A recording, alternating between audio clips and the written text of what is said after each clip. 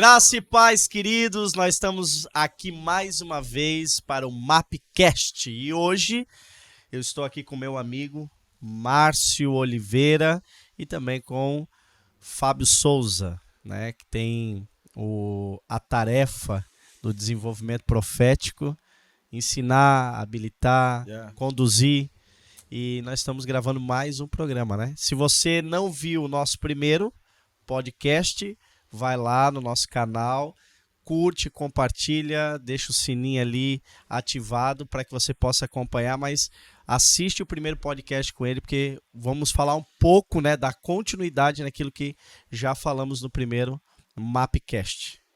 É isso aí. É isso aí, Wes? É isso aí. Tamo junto? Tamo junto. Então, hoje nós estávamos conversando, trocando uma ideia, e uma das coisas que eu queria dar início aqui nesse Mapcast é com uma pergunta. Qual é a movimentação correta quando se fala do profético para os dias atuais? A movimentação correta. Eu acredito que toda movimentação ela está baseado numa leitura. Uma leitura sobre como está o tempo em que nós estamos vivendo. No sentido de que eu preciso perceber o que está ao meu redor, o que está em movimento, o que está acontecendo, para entender como eu aplico a mensagem que me cabe aplicar. Então, eu acho que isso é primordial, né, se tratando do ministério profético. A gente fala há muitos anos, né, que o ministério profético ele tem um trabalho de tendenciar tempos. Além de ler tempos, existe uma tarefa importante também que é marcar o tempo, né, com uma tendência, uma palavra que gera uma tendência. E anos a gente dá o exemplo do estilista de moda, né? Ele, numa estação, um ano antes, ele lança uma tendência para a próxima estação, né, que ele está projetando, o próximo inverno. As tendências de moda vai ser essa. Cores e tudo, né? Cores, estilos. E a gente, quando vê um desfile de moda, geralmente a nossa reação é: nossa, como alguém vai usar uma coisa dessa? Claro, num desfile se acentua as novidades, as curvas, né? E quando ela começa a ser usada, essa moda, ela não é da mesma forma que ela é apresentada quando é apresentada no desfile. Por quê? Porque é uma apresentação ali. Sim, né? tem a ver com uma tendência, na verdade. Tem a ver com uma tendência, não quer dizer que vai ser exatamente como ela é apresentada. Mas a gente estranha primeiro de como vai ser isso, e depois, quando está acontecendo, a gente nem nota, mas aquela tendência já chegou. Ela se tornou usual, a tendência. E aí eu acredito que para o ministério profético isso é muito importante, porque ele não pode passar também do prazo de validade daquela tendência. Quando ele fala sobre a tendência e ele não pode insistir que essa tendência ela seja aplicada da maneira de como ela esperou que ela deveria ser aplicada, e insistir nela. Ele precisa ser flexível, ele precisa avançar e buscando ver as novas tendências de Deus, como Deus vai movimentar. É claro que, ouvindo isso, parece que eu estou falando de que o ministério profético fica para lá e para cá procurando uma nova tendência. Não tem a ver com isso. Mas a ênfase dessa explicação está em não estar preso no que foi visto anteriormente. De como foi movido anteriormente, insistindo que ele precisa ser aceito, ele precisa ganhar adepto para então você ver a sua palavra se cumprindo. Tem uma coisa muito interessante, que na maioria dos chamados, né, vocacionais dos profetas, Deus enviava, especificamente Isaías e Ezequiel, eles tinham a certeza que Deus estava enviando eles para falar a um povo que não ia dar ouvido o que eles tinham para proclamar. Isso é muito interessante, porque não é a aceitação da mensagem que a valida, né? O que valida é a mensagem, é a convicção daquilo que Deus mostrou. Mesmo que você não tenha total clareza de como Deus vai operar aquilo, mas você acaba modelando toda a sua vida a partir daquilo que Deus te mostrou. É marcar os dias, né? Esses Exato. são os dias de. Isso. Né? E aí a forma como você se comporta, como você comunica, as convicções que você tem sobre aquilo, vai fazer de você um exemplo, né? A tua vida. Eu vejo, por exemplo... Um tipo, né? Eu vejo, por exemplo, Oséias. Meu Deus, cara, Deus pega e ele torna a vida dele a mensagem que ele precisava pregar para a nação. Então, faz isso, faz aquilo, né, com a prostituta. Aí tu vê ele se moldando a vida dele para comunicar uma mensagem para aquela nação. Eu acredito muito que o ministério do profeta ele é refém disso. A gente falou no podcast passado, rugiu o leão, quem não temerá? Ele também diz, o leão não ruge sem que tenha achado a sua presa. Então, você acaba sendo uma presa quando a voz vem e te comissiona. Tipo, você fica sem saída. Então, como você não vai profetizar? Quem rugiu o leão, quem não temerá, falou quem não profetizará.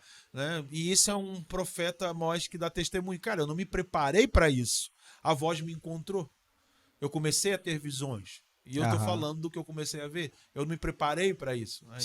Isso é bem legal. Não é uma coisa que você escolhe. É uma coisa que você é escolhido por ela. Sim.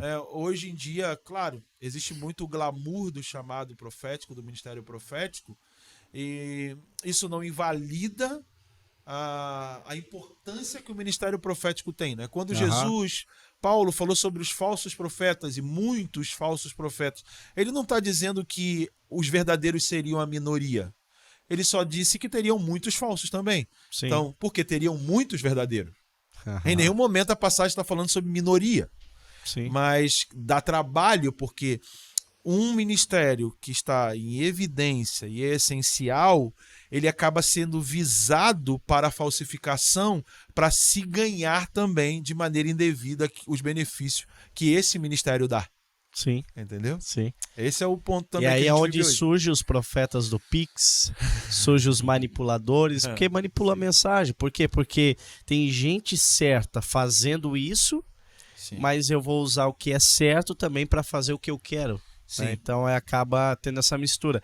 E uma das coisas interessantes que tu colocou, e eu acho importante a gente dar ênfase, é a questão seguinte, que aquilo que é aquilo que te encontra, não é algo que você apenas está buscando.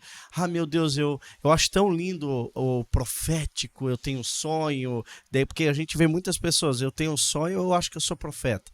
Eu tive uma visão, acho que a minha vocação, a minha chamada é profética. E aí você vai atrás daquilo, fica cavando aquilo, fica buscando aquilo, e parece uma forçação de barra para que algo aconteça porque você tem uma ambição, um desejo, uma vontade naquilo. E quando de fato é orgânico, é uma semente que cai, ela está escondida, ela não aparece, mas ela está criando as suas raízes, daqui a pouco brota, daqui a pouco vai, quando você vê tem fruto.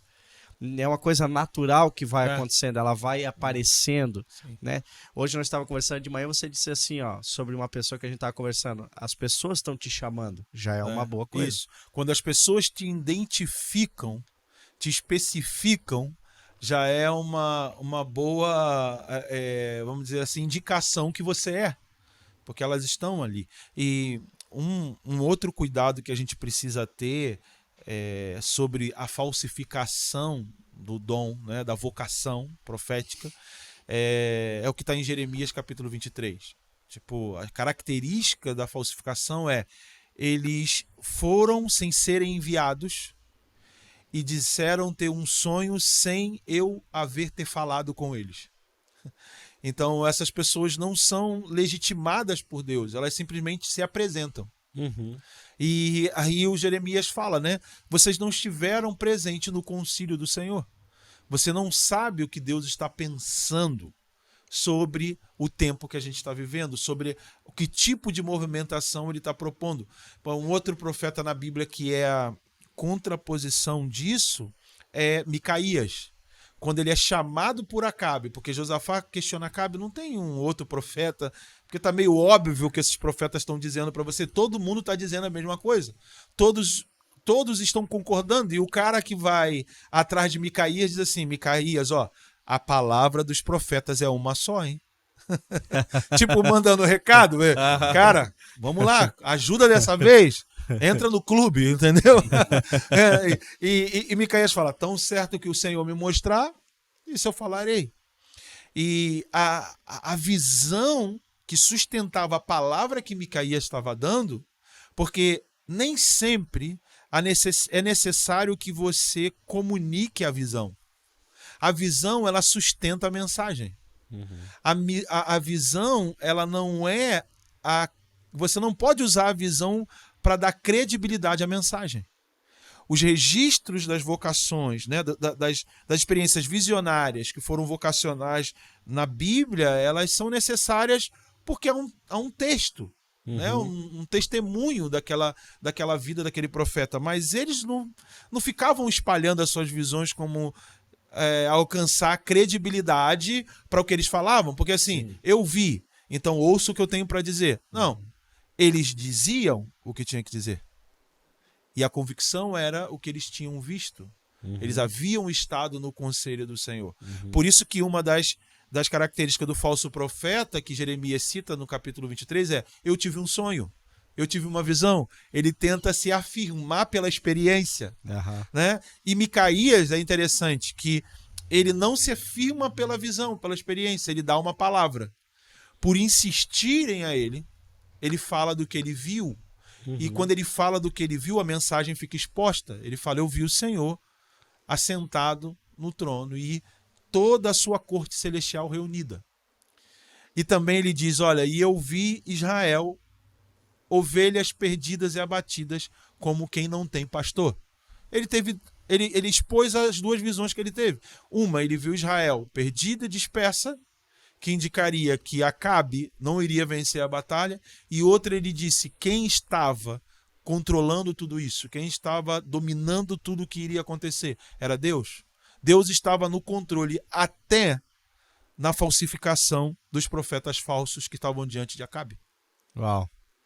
Porque ele disse que viu um espírito dizendo, eu serei um espírito de mentira na boca dos profetas e enganarei para que Acabe vá a modo de Gileade. E isso ajuda a gente a entender o que está em Deuteronômio 13, que a gente falou no outro podcast. Quando um homem, um falso profeta, vinha até vocês e ele fala para você, vamos adorar a outro Deus, que era exatamente que Acabe propôs para o povo, a adoração a outro Deus, e os seus profetas, os profetas de Baal, os profetas de Acera, os profetas de Jezabel, Deus estava ali provando o coração do povo. Ele estava dentro daquilo, propondo o quê? Que Acabe fosse enganado. Então, eu não me espanto com toda essa movimentação que você diz, o profeta do Pix. Né? Se há o produto, há quem consome. Sim. Então, assim, a questão não é se esses caras acertam ou erram. A questão é o que está sendo testemunhado diante de todos nós. O povo também é cambista, tanto quanto o profeta, entendeu? Então, o que sustenta tudo isso é um sistema de sedução, um sistema de manipulação de ambos. Sim. Que está sustentando tudo isso. Então, às vezes a gente foca tanto no falso profético, no falso profeta, e esquece quem sustenta eles. Eles estão no mesmo sistema. Sim. É idolatria, no final das contas. Uau. É isso aí. Agora, a pergunta que eu tenho no meu coração, para que a gente possa construir nesse momento hoje, né? Será que existe algumas coisas que nós, como igreja, como nação brasileira, estamos esperando, há uma expectativa da gente viver que possa já ter acontecido ou que não está acontecendo e vai acontecer? Essa é a minha questão. Por quê? Porque tem coisas que foram profetizadas, que a gente entende como nação. Vocês são celeiros de missões, vai haver um avivamento no Brasil e várias profecias. Tu fez parte disso, né? Vivemos isso. A pergunta, há uma expectativa ainda sobre isso. E será que a gente já viveu isso? Vamos viver? Precisamos preparar o cenário para viver? Como tu entende isso? Esse é o ponto, eu acho, crucial para a gente nos dias de hoje, sabe? É um divisor realmente. Para que eu te responda, eu preciso também colocar para você o que foi construindo a resposta que eu vou te dar. Tá. Né? Nós passamos por um Covid. Né? Acho que todo mundo foi impactado com essa pandemia global. E nós falamos tanto durante a pandemia que o mundo nunca mais vai voltar ao normal. Nós não podemos voltar a fazer as mesmas coisas, nós não podemos voltar ao normal e tal. E eu particularmente estava vivendo na minha vida nesse período um processo também que o meu mundo acabou, se destruiu por uma má administração da minha vida, por uma má conduta na minha vida, mesmo dentro do ministério, e também desabou tudo. Né? Eu só não perdi a minha família, mas tudo que eu havia construído eu perdi. E nesse tempo em que eu estava vivendo isso, veio a pandemia e eu entendi palavras que o próprio Deus havia comunicado para mim antes sobre o ano 2020. Tipo, era o fechamento de uma década. De palavras que nós ouvimos desde 2010. Uma década estava se fechando. E que o ano de 2020 seria um reset. Ia zerar tudo. Eu lembro que tu falou isso. Sim. Então, eu fui, vamos dizer, vítima da minha própria palavra. Vamos zerar tudo. Quando chega no ano 2022, eu não estava buscando ver nada de ano, eu estava cuidando da minha vida. Né? Só que me veio uma visão. Eu acordo com uma visão do número 22, isso em 2021, que eles se invertiam. Estava de cabeça para baixo, 22, assim, um dos dois invertiam. E a palavra que me veio com o sentimento dessa visão foi alteração. Que o Senhor estava promovendo alterações. E a figura bíblica para isso estava em Isaías 22, 22. Que Deus altera a responsabilidade e a autoridade. Sai de Sebna e passa para Eliaquim.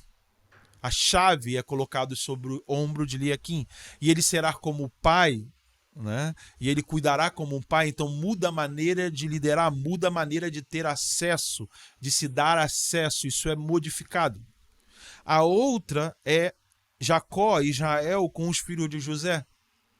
Quando José leva os seus filhos e coloca Manassés e Efraim. Deus me fez esquecer e tudo Deus me deu em dobro.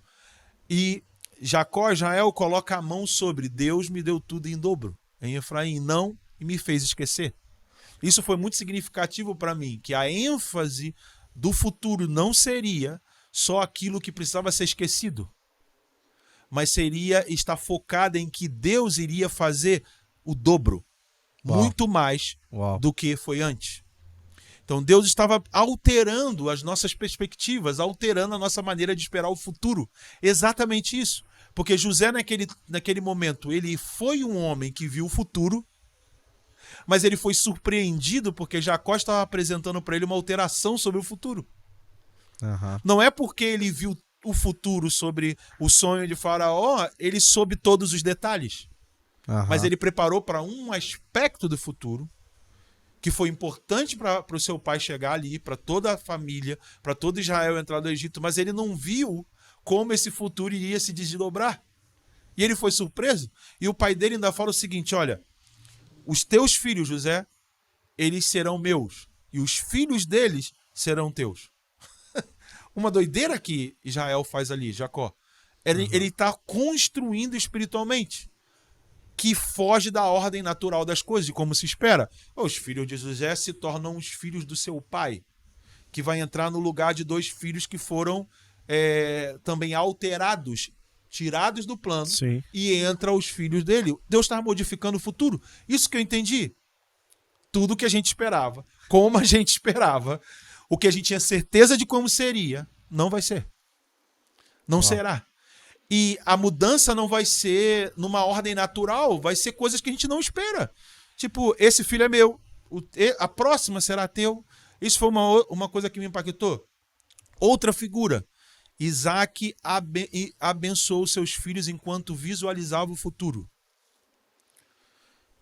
Isso está em Hebreus, né? Que ele abençoou seus filhos enquanto visualizava o futuro. E eu pensei, uau, a visão de futuro, ela faz com que eu opere no presente se preparando para ele. Como? Abençoando os mais novos. Só tem uma maneira da gente que está nessa faixa etária da minha, de 40, 50 anos, chegar no futuro. Preparando os que têm mais de 20 a 30. Eles podem nos levar para o futuro. Que foi a mesma coisa que José, depois de ouvir o seu pai, falou, olha, quando vocês saírem daqui, quando Deus visitar para cumprir a promessa do pai Abraão, Isaac e do meu pai Jacó, levem os meus ossos para o futuro. Então, é um desejo de participar do que Deus está fazendo sem ambição de ser protagonista. Sim. Leve os meus ossos. Leve o que eu contribuí, leve. Eu não quero reivindicar para mim, só me leve. Só quero estar junto. Só quero estar junto, só quero estar nele. Então, isso são coisas que foram modelando para mim a visão de que eu consigo enxergar hoje, com respeito ao que você me perguntou. Então, assim, muita coisa que eu esperava também foi alterada. Sim. Então, eu comecei a me dedicar a perceber os próximos passos abertos para algo novo. Sim. E eu lembrei do que eu escrevi anos atrás, um livreto, Arder e Iluminar, de uma passagem que está em João 5,35, que fala que João Batista era a lâmpada que ardia e iluminava.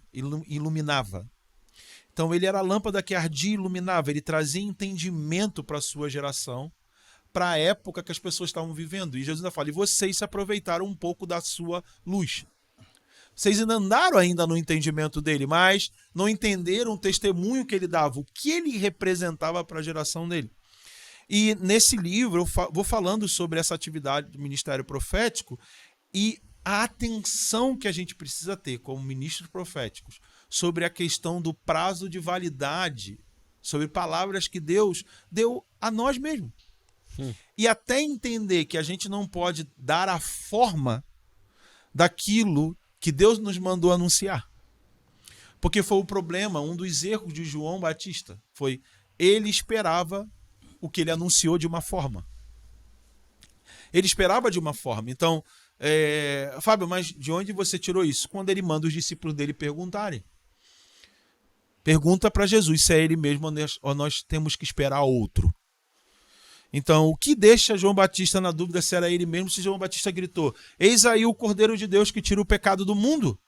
Ele viu os céus se abrir, ele viu o Espírito descer e permanecer sobre Jesus. Ele participou disso. Essa foi a sua visão profética. O Espírito descendo sobre Jesus. É maior do que a visão, ou maior, ou é a mesma coisa, ou é mais exato a visão que Isaías teve no capítulo 6. É Jesus ali encarnado, já não é uma experiência, né, visionária. Então, assim, chegou o momento que ele pergunta, é você mesmo? Ou nós temos que esperar outro? E dentro do meu ponto de vista, desse episódio, João Batista, por ele ter formatado como ele esperava, o restante do cumprimento, cadê o reino? Cadê você juntando o trigo e queimando a palha? Cadê você fazendo a separação? Cadê você tirando Roma do domínio de Israel? Cadê você terminando com esse serviço no templo? Cadê você limpando a gente desses fariseus? Cadê essa purificação? E ele não estava vendo na pessoa de Jesus naquele momento, porque ele tinha formatado como aquilo tinha que acontecer. E porque ele tinha esse desejo no seu interior, ele se voltou para que ele não precisava voltar. Ele se voltou para combater a vida que Herodes levava. Só que as profecias que direcionavam a vida de João Batista não tem nada a ver com o que ele estava fazendo nesse momento.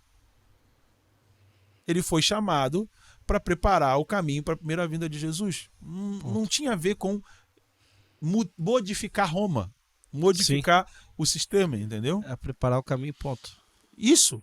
Então, assim, eu acredito que aí está um perigo, que João cometeu um erro que nós não podemos repeti-lo, que é dar ênfase à forma de como esperamos o que Deus já disse. o que Deus falou. E que ele mesmo foi o precursor dessa mensagem. Né? E eu falo isso de maneira honrosa, João, porque Jesus, quando chega em Mateus capítulo 11, ele se refere a João de maneira honrosa, mas ele fala que o ministério de João terminou. Que as suas palavras não modelam mais daqui para frente. Ele fala, olha, o que vocês foste ver no deserto. Antes disso, em Mateus capítulo 11, se você ver em casa, você vai ver que Jesus está terminando de dar instruções aos seus discípulos para pregar nas cidades deles. Jesus já está terminando uma etapa e os discípulos de João chegam atrasados, entendeu? Uhum. Tipo, os discípulos de Jesus já estavam atuando naquilo que Jesus mandou os discípulos de João dizerem a ele que eles estavam vendo, e João Batista ainda estava em dúvida. Então já tinha terminado uma etapa. Sim. Já estava acontecendo um avanço. Mas quem estava no avanço? Os que estavam com Jesus. E por que os que estavam com João não estavam nesse avanço? Porque eles estavam dentro de um formato, esperando o cumprimento daquilo que foi profetizado. Sim. E eu acredito, primeiro, o Brasil vive isso, o mundo vive isso. Uhum. Para uns já chegou, para outros ainda falta chegar. E aí Jesus, ele tem uma sabedoria, Deus, né, claro, tem uma sabedoria que a gente precisa ter. Ele separa, um tempo se encerra e começa um tempo do cumprimento daquilo que foi dito, mas não da maneira de como se esperava. E ele deixa claro por que as pessoas não estavam conseguindo perceber isso, porque a forma como eles relacionavam com João também era errado. Uhum. O que foste ver no deserto?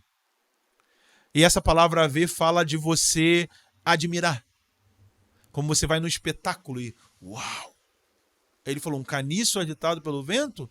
Ele falou, o que vocês foram ver no deserto? Aí já é uma palavra que tem a ver, vocês entenderam o que vocês estão vendo?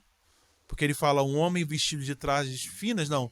Isso se você se encontra no palácio, ou seja, o lugar aonde ele está anunciando o reino já era para provocar em vocês uma maneira diferente de esperar o reino. Uhum. Interpretar aquilo que foi dito. Isso, compreender isso que foi dito para aquele período de tempo. Claro, já era para você ter mudado, porque essa segunda V é alguém que assiste entendendo o que está acontecendo. Tipo, vocês entendem, existe uma expectativa de um reino, mas ele não está nos palácios. Então ele não está na estrutura que vocês têm sobre reino. E Jesus está falando, vocês foram ver um profeta? Eu digo, ele é mais do que isso. É a maneira honrosa que Jesus fala. Ele fala o seguinte, se vocês quiserem dar crédito, isso é... Ele é o Elias. Se vocês quiserem dar crédito. Então, o que determina o cumprimento do que se espera? Como a gente acredita na maneira de como Deus está cumprindo. Compreendendo o ambiente. Isso. Como Abraão quando chega em Abimeleque. Isso. Mas eu não sabia que havia gente temente a Deus aqui. Yeah. Compreensão do rompeu com os próprios preconceitos. E Jesus vai continuando falando assim, entre os nascidos de mulher não houve outro maior do que João.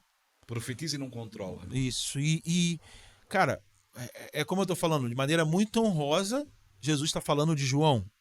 Uhum. E de maneira muito honrosa, eu estou querendo dizer também que tem coisas que nós esperávamos que já não vai ser mais como nós formatamos. Sim. E existem vozes que já terminaram o seu trabalho. Sim. De maneira muito honrosa. Sua atividade foi. Sua atividade já terminou. Não insistam mais com esse jeito. E Jesus fala, olha só, entre os nascidos de mulher não houve outro maior que João. Top. Mas ele diz o seguinte, aquele que se puser menor será maior. Então, é a necessidade da gente diminuir para poder ver mais. Existe uma necessidade para a gente diminuir para poder ver mais. Então, quem for menor será maior. Terá mais alcance, entendeu? Então, se a gente continuar mantendo a postura e querer ser grande, nós não vamos conseguir ver o que está adiante. Porque ele está alterando o futuro, entendeu? Já não vai ser como a gente esperava. E aí Jesus vai falando, olha, desde os dias de João Batista, o que a gente falou, João Batista cumpriu tudo o que ele tinha que cumprir. Os dias levou o nome dele, quando os dias levam o nome é porque você marcou a tendência daqueles dias. Marcou aquele tempo. Você marcou aquele tempo levou o seu nome. Então, mais do que interpretar tempos, é marcar tempos. Marcar o tempo. Você marcou com uma tendência, com uma ênfase, com uma linguagem, com uma cultura, com uma maneira de pensar. Os dias de João Batista. Ele encarnou isso, aquilo que ele falava. Então ele foi criado de uma maneira diferente que todo mundo estava sendo criado. Ele se vestiu de uma maneira diferente que todo mundo estava acostumado a se vestir. Ele foi para um lugar... Isso. E tudo isso apontou a mensagem que ele estava trazendo. Então ele marcou o tempo porque ele encarnou a mensagem ele que se ele vestiu. Ele se vestiu com ela. Isso. E é legal porque João... ele se torna também o tipo de desenvolvimento, porque ele entra numa palavra que foi dita muitos anos antes dele existir. Isaías, né? Isaías 40, versículo 3. Ele entra. Quando o anjo informa a Zacarias, fala assim, o teu filho vai ser essa palavra. Seu filho vai ser essa palavra. Então ele tem uma palavra antes de ser concebido. E depois, o nome dele era para provocar uma ruptura com a sequência do serviço sacerdotal. Tipo, ele não vai servir de maneira comum. Por isso que era difícil para o seu pai. Como assim, João? João não tem na linhagem. É exatamente isso. É uma nova linhagem sacerdotal. Então, o nome dele teve que também representar essa mensagem. Sim. Entendeu? Tudo. Toda a sua vida. E aí, depois ele tem uma palavra no dia da sua nomeação. No dia da sua nomeação, o pai dele rompe numa profecia que destrincha a finalidade da voz que clama no deserto. Isaías 40, capítulo 3.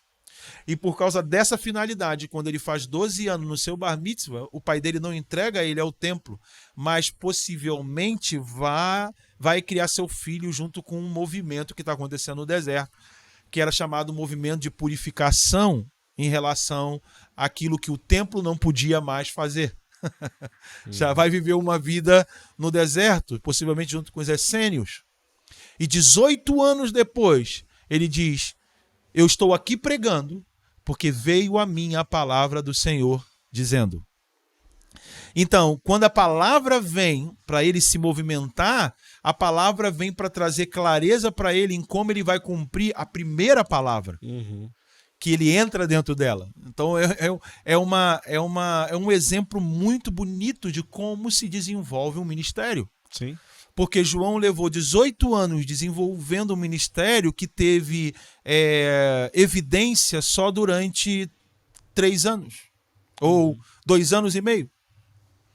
Então o que Deus valoriza mais, prioriza mais? O tempo de preparação ou de evidência? Preparação. Porque a preparação testemunha o que Deus quer falar. Sim.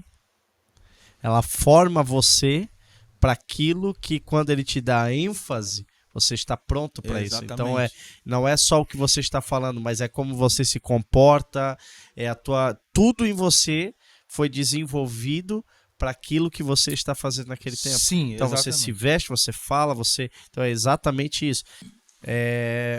Desde os profetas do Antigo Testamento, com o movimento profético do Novo Testamento e com o movimento profético dos nossos dias, mudou algo.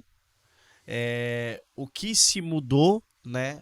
E como a gente pode entender isso? Como a gente pode entender se há um progresso, se há uma diferença, o que é igual e o que não é? Eu acredito que mudou foi só o tempo, a época. Nos profetas do Primeiro Testamento, do Antigo Testamento, havia ainda muita coisa em oculto. Sim. Por isso a necessidade de experiências visionárias para poder se vislumbrar o que estava oculto.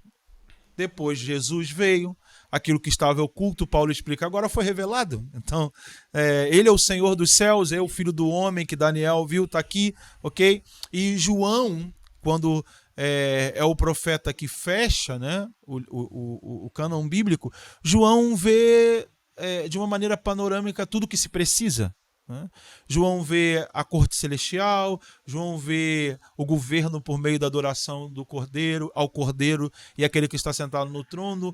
Ele vê o que a igreja ela vai cumprir o seu papel, que os reinos desse mundo vão ser do Senhor e do seu Cristo, os sistemas desse mundo, né, da grande prostituta que está em Apocalipse 17, 18, vai ser sentenciado como Jesus prometeu. Em João capítulo 12, chegou a hora do príncipe desse mundo ser expulso, chegou a hora desse mundo ser julgado, chegou a hora do príncipe desse mundo também ser julgado. Então, chegou a hora, depois da sua obra, a hora chegou para ele e essa obra vai ser totalmente terminada um dia na sua volta e que nós vamos ser inseridos no novo céu e na nova terra como novas criaturas. Isso tudo já foi revelado. Então, o que muda?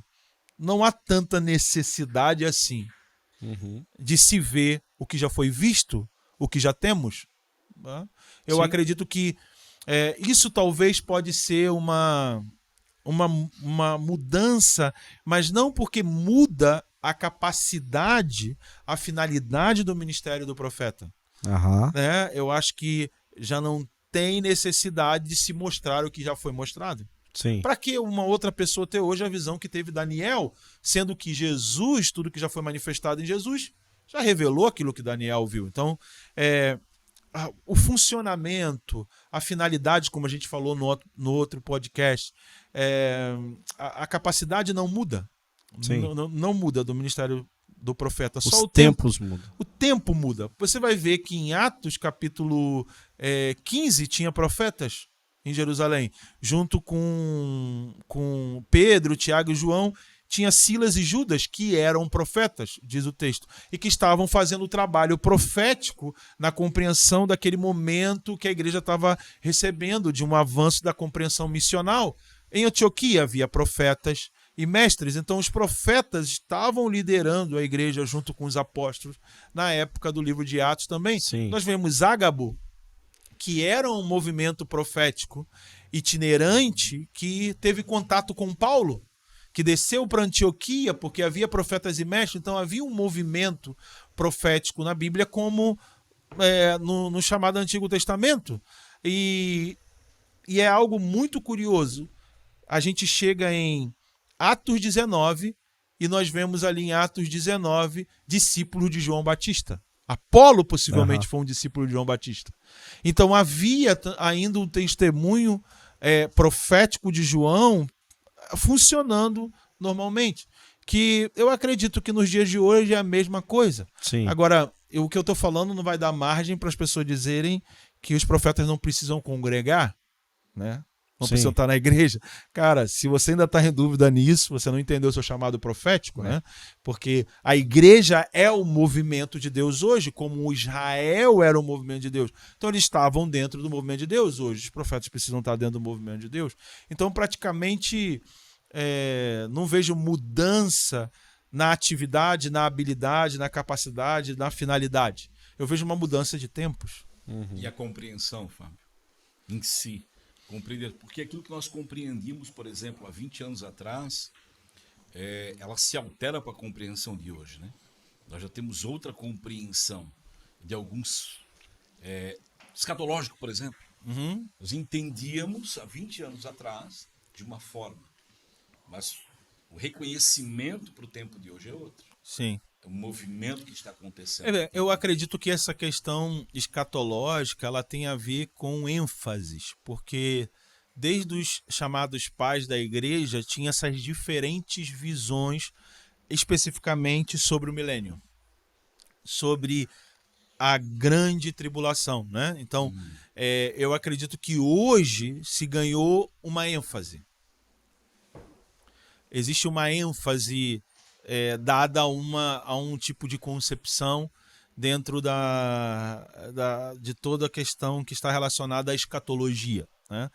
Então, a compreensão ela não está só relacionada com o tipo de informação que eu tenho, mas é como também eu estou me submetendo a Deus em relação ao tempo que eu vivo.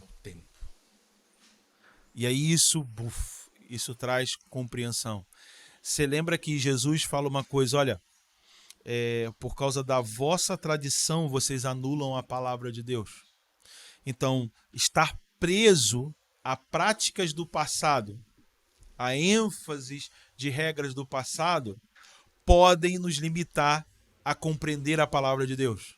Por quê? Porque a gente está frisando mais a época, o tempo que se viveu, e eu estou tentando lutar contra o tempo vigente com a estruturação do tempo em relação ao tempo com a estruturação do passado. E aí eu não deixo que a palavra modele como eu vivo em cada tempo. Eu estou preso a uma prática, uma regra que serviu a um tempo anterior. Que é o que a gente estava conversando hoje, assim, que o Juan colocou. Existe uma expectativa de palavras, né? De avivamentos, não é isso que... Isso. Tem uma expectativa sobre isso, né? Sobre o Brasil, é como se fosse uma coisa que está por acontecer. E há uma impressão no ar que já passou, que já acabou. E a impressão que tá não é só que já passou e acabou, é que nós perdemos o tempo da onda. Sabe o surfista, quando ele tá no mar, ele tá esperando daqui a pouco a onda passou e ele ficou. Sim. Então eu tô falando de impressão, né?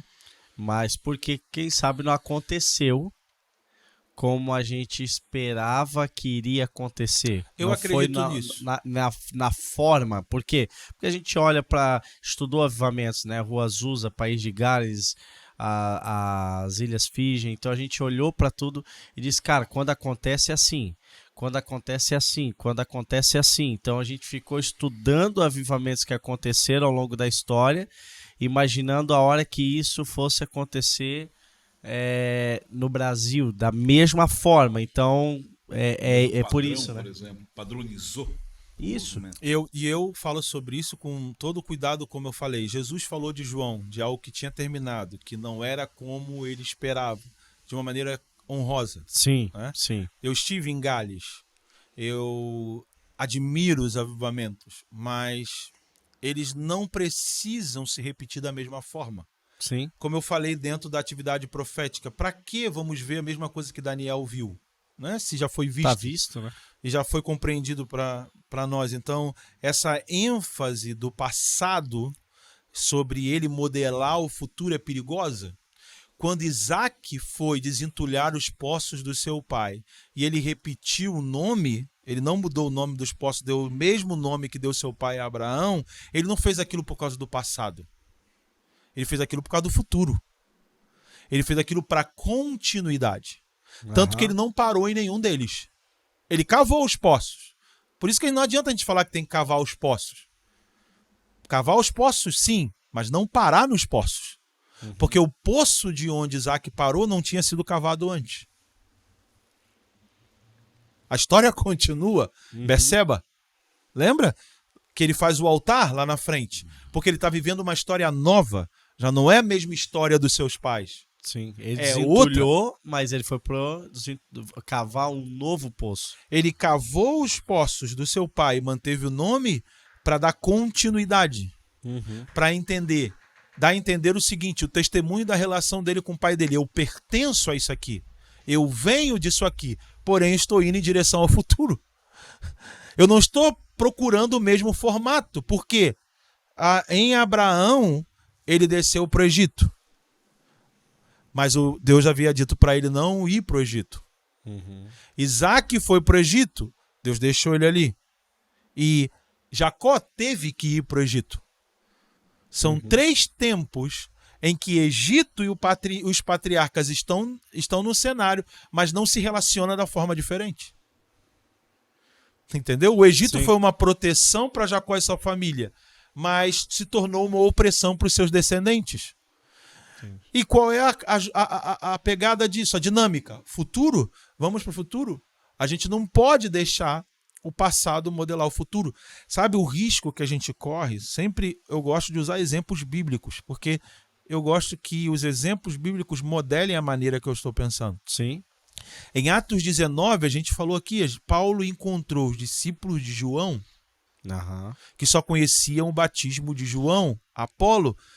Ele fala o seguinte: nós nem sequer ouvimos falar do Espírito Santo. Rapaz, são mais ou menos quase mais de 20 anos depois. De Atos 2. Você pensa assim, como é que pode alguém ter vivido naquela época sem saber o que aconteceu em Atos 2? E nem saber o que estava em operação.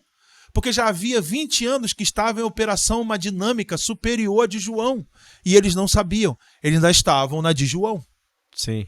Entendeu? Sim, agora entendi. E aí Paulo teve que ir lá atualizar eles. Ei, peraí, eu sei, João Batista batizou. Em que batismo foste batizado vocês? Em algo do passado. Em algo que ele conversou com os discípulos deles em Atos 1. João veio e batizou vocês na água, mas vocês serão batizados no Espírito. Jesus conversou isso com seus discípulos. E Paulo estava lá 20 anos depois, contando isso para os discípulos de João. Por que os discípulos de João demoraram tanto para saber disso? Porque eles não se uniram à forma que era diferente de como eles esperavam o cumprimento das profecias. E aí não foi mais relevante para aquele tempo, né? Passou, e aí o que acontece é isso, eu lembro na época, eu sou da época das tendas, das cruzadas que se montava nos centros, né, aqui da nossa região, da cidade, e que havia assim algo que acontecia de pessoas entregando a vida para Jesus e tal. E essa realidade mudou. Ela, se fizer hoje, não tem mais aquilo que acontecia naquela época. E quando a gente acaba insistindo em algo e não permitindo essa atualização, vai ficando ultrapassado, né? E Juan, principalmente quando aquilo que foi profetizado já se cumpriu. Sim. Só não se cumpriu da forma que nós esperávamos. Então, o que eu acho em relação a tudo isso que se espera de expectativa ao Brasil, são palavras que têm quase 40 anos ou mais. Sim. Eu não estou dizendo que tudo já se cumpriu, Sim. que não vai ter mais nada disso. Eu na verdade, acredito que não vai ser como muita gente propaga do que se espera. Não vai ser. Não vai ser essa coisa que desenham hoje, que formulam hoje, né? Vai ser de uma maneira de como Deus vai conduzir. E nós vamos ter que se modelar ao que Deus vai estar conduzindo, sabe? E a gente precisa ser livre dessa obrigação de se estereotipar ao que todo mundo está falando. Sim. Né? Sim. É uma questão mais da gente ser livre e esperar para que a revelação que vem do futuro seja modelada também pelo futuro. Sim. Senão a gente vai receber revelações sobre aquilo que a gente está vivendo hoje, trazendo o modelo do passado, e elas nunca conseguem atingir a finalidade que elas têm. Quando Jesus fala do odre e do vinho, Jesus está falando da finalidade. Que quando elas não estão adequadamente sendo utilizadas, a finalidade é perdida. O vinho é desperdiçado e o odre também não suporta. Não suporta. Então ele fala assim, vamos se adequar. Vamos, odres novos, né? Outro, um novo. Sim. Ali. Trabalhe para que o odre receba aquilo que está vindo e o que está vindo modele o formato dele agora. E a gente precisa estar atento para isso, porque muitas coisas que se espera já caducou. Sim. Muita coisa que se espera já foi, né? Então a gente precisa acompanhar diante de nós, né? E mas não está claro o que está diante de nós, aí que está a saída. Então não esclareça. Espere o tempo. Sim, bem-aventurados os que creram sem ver. Jesus disse. A chave. Agora, nesse teu trabalho de desenvolvimento, de instrução, tu tens uma classe chamada classe Isacar, que faz parte da tribo que discernia A classe, né, não faz parte da tribo, né?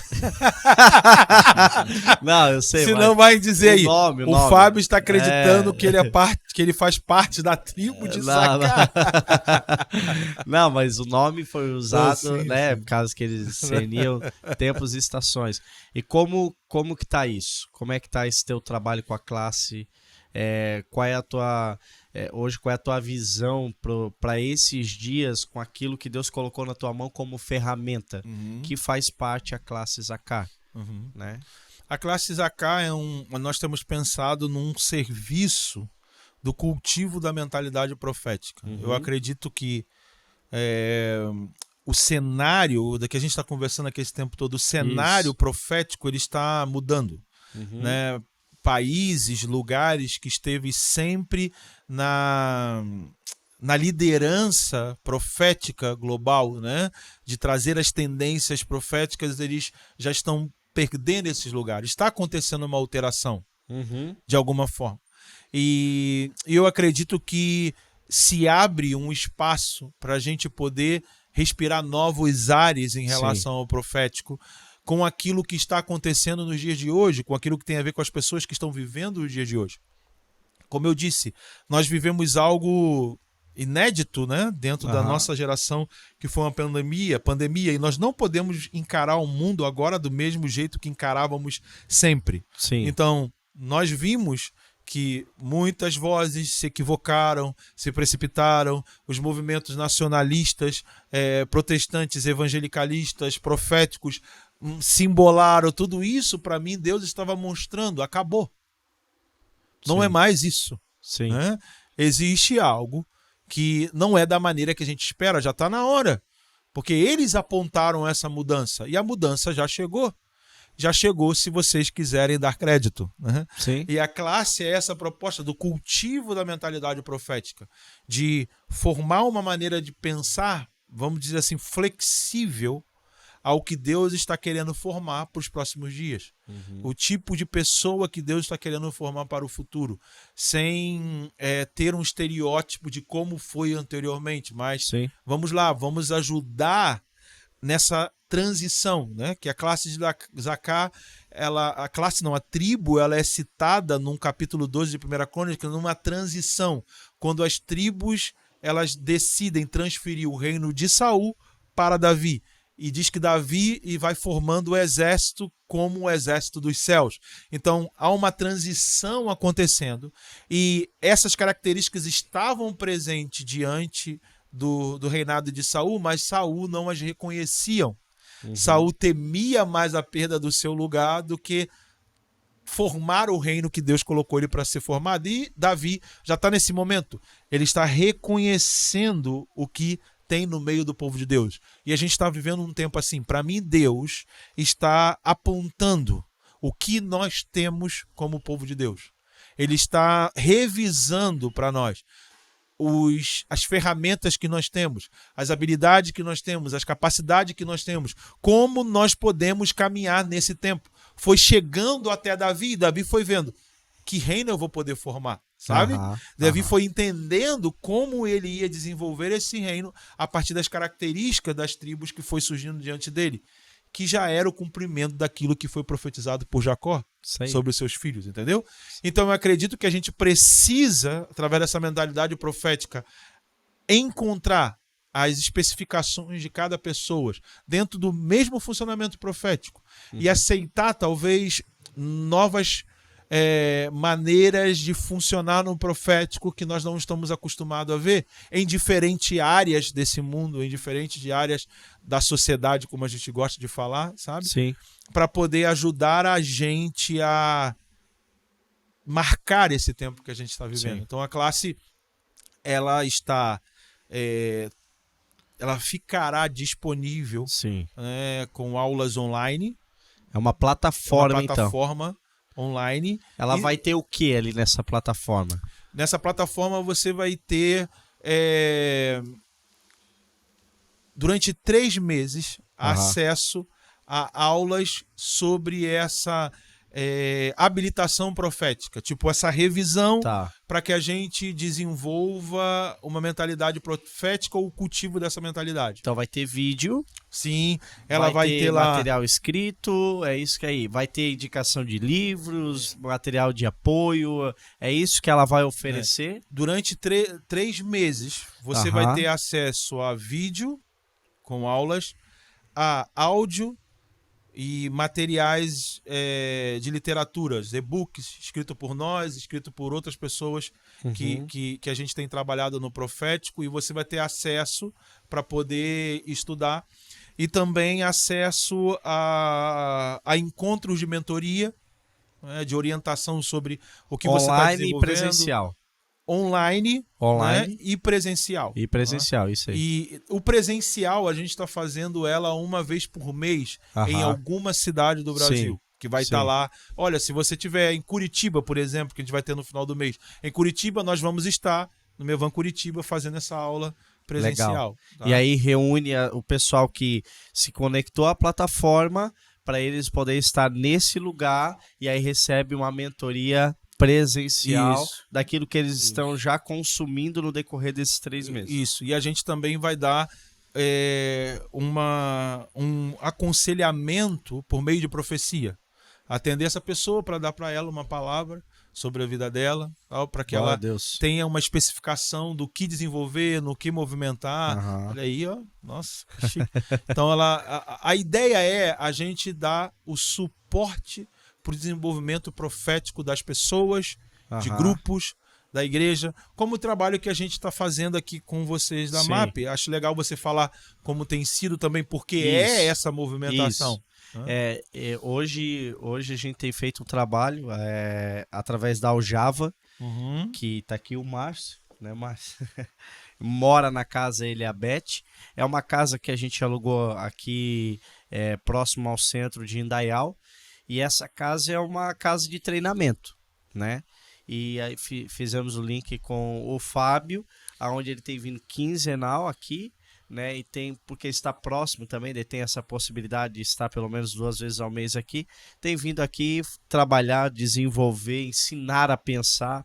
Uma das coisas que eu acho interessante dentro daquilo que nós estamos vivendo local é que não é dizer o que é certo e o que é errado.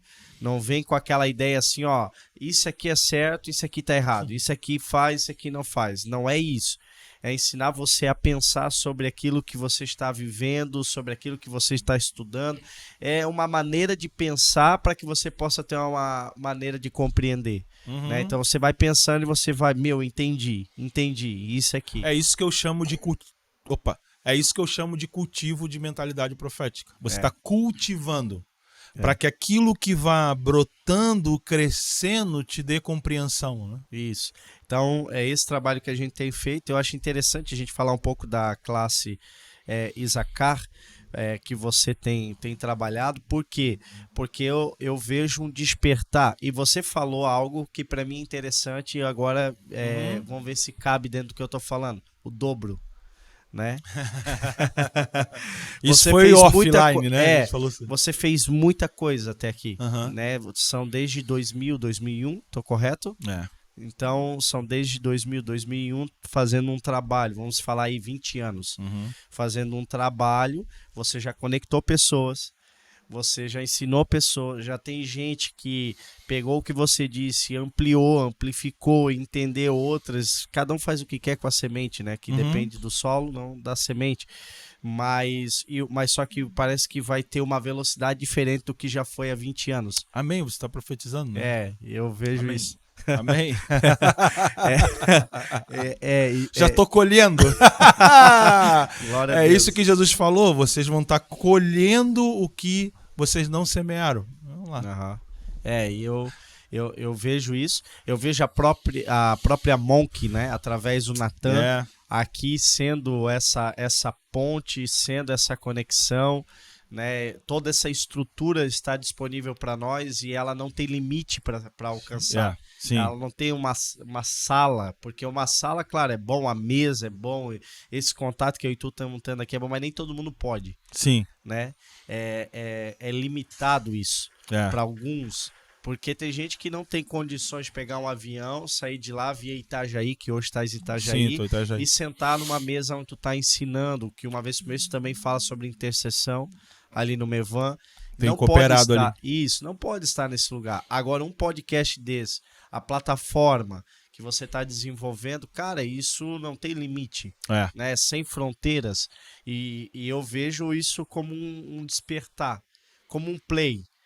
Pô, tu apertou o play e agora surge o interesse, surge a fome, surge a busca e as pessoas vão começar a procurar isso. Procurar você. E aí eu vejo uma outra coisa também. Eu vejo que alguns vão procurar não só você, mas quem foi e quem está sendo habilitado por você, que Sim. são discípulos. Pô, esse cara ouviu isso. Esse cara entendeu isso junto. Cara, vamos ouvir ele. Por quê? Porque ele está mais próximo de nós. Ele está mais perto de nós. Então pode nos ajudar. Eu vejo você fazendo isso, né? Criando discípulos, formando discípulos dentro daquilo que... Isso é o que eu tenho conversado com a Lu. Não é? A gente se vê hoje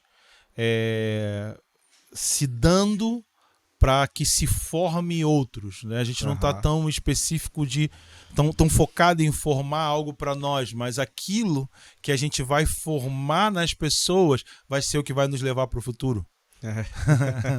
É isso aí, aquilo que tu falou ali, né? José falando para os seus filhos. Sim. Glória a Deus por isso, né? Glória a Deus por esse tempo de mesa. Estamos sim numa expectativa que saia o quanto antes, né? Sabemos que tem um prazo de final de junho tá saindo, mas o final de junho aí que chegue para que essa plataforma esteja disponível para todo mundo, para todos aqueles que têm fome e interesse por mais. Sim. E também quero abrir um convite.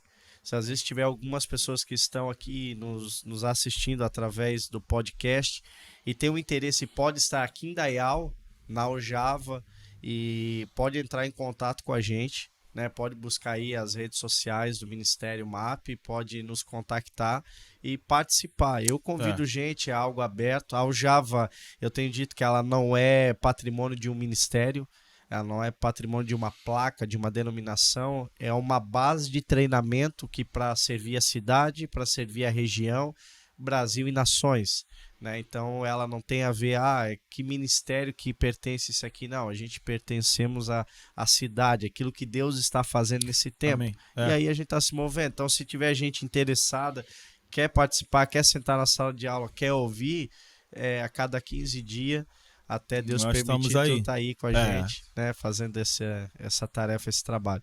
Suas considerações finais para esse dia, para esse momento, e fazer um fechamento, né, um resumão daquilo que a gente falou aqui hoje. De tudo que a gente disse, se tem uma coisa que eles precisam gravar, deixar cravada no seu coração sobre os tempos atuais a qual nós estamos vivendo e a movimentação profética, o que você diria?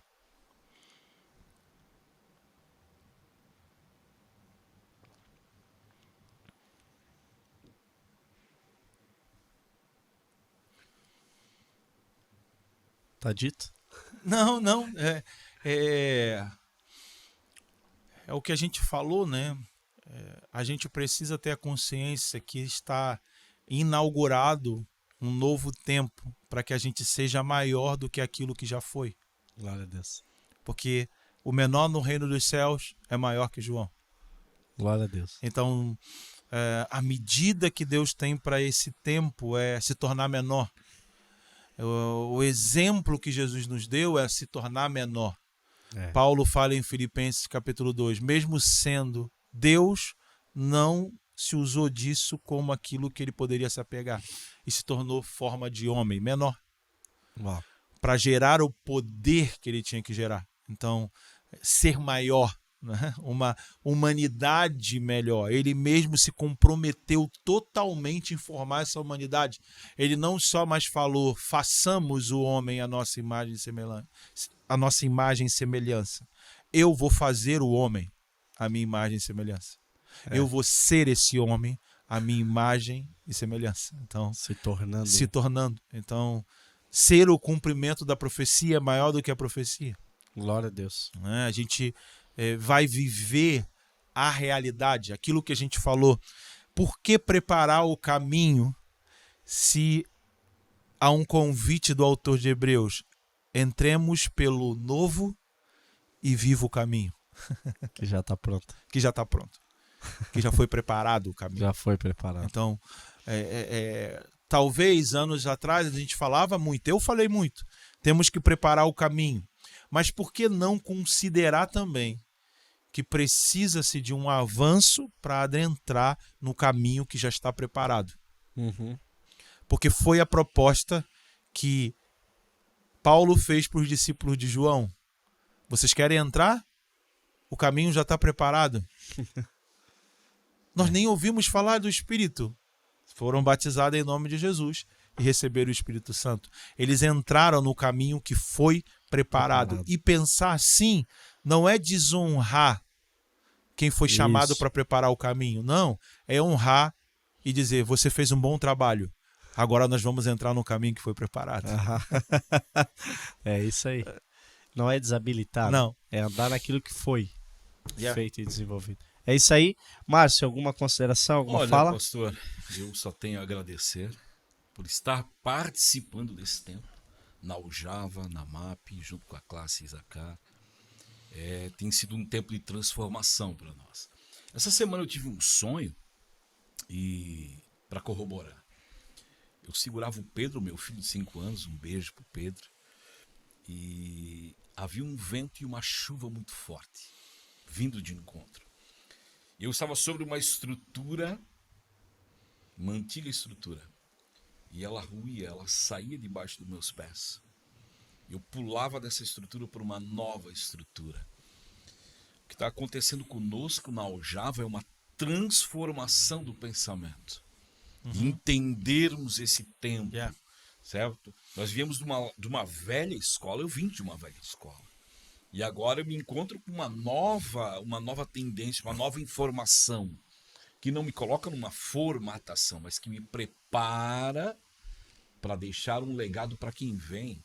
O meu filho, por exemplo, que está vindo, para deixar para quem vem. Olhar para o futuro. Desentulhei os poços do meu pai, né? Deixei o nome, mas fui e fiz um poço novo. Cavei um novo poço, que vai servir a uma geração que vai vir. É a continuidade. Continuidade. Isso que tem sido muito forte no meu coração para esse tempo.